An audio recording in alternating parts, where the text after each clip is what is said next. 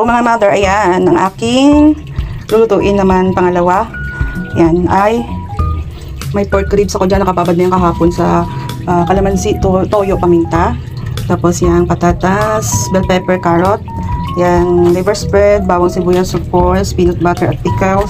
Di ako gumagamit ng tomato sauce. Ang ginagamit ko ay tomato paste. Yan, oyster sauce, tapos may paminta tayo dyan. Yan ang aking pangalawang lulutuin. Kanina halabos na hipon, tapos ngayon ay kalderetang pork ribs. O, tara na, luto na tayo. Kain ko lang yung patatas. Dinamihan ko na rin yung patatas para siyempre marami kami. At paano. Medyo ma-brown. So yan, medyo na-brown na. Ayan.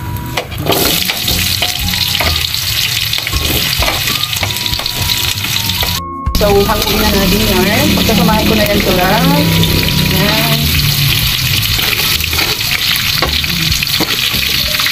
Diyan din ako mag-dip. So, unahin natin ang bawang.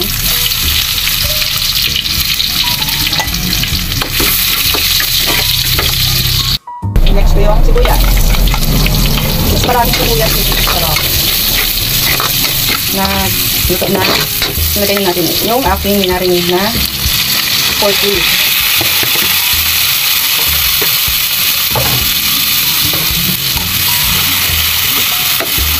Ayan, isasabay ko na rin sa pagsasangkot siya yung tomato paste para maluto din siya ng gusto.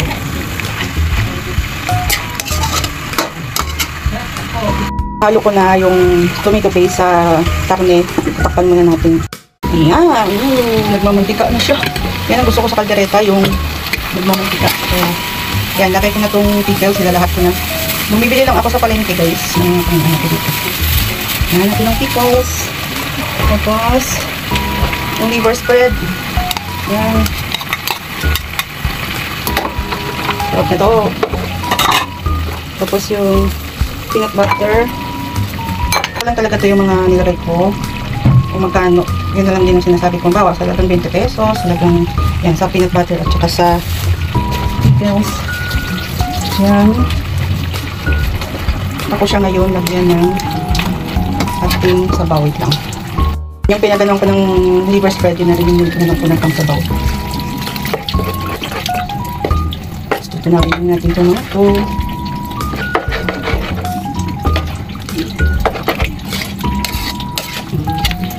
Yan, sabawan ko na siya. Iba-iba tayo ng way ng pagluto ng kaldereta. Ito yung way ko ng pagluto ng kaldereta. So yan, palaputin ko muna sa karne, yung talagang, yung naghihiwalay na yung langis, yung sauce, yung langis.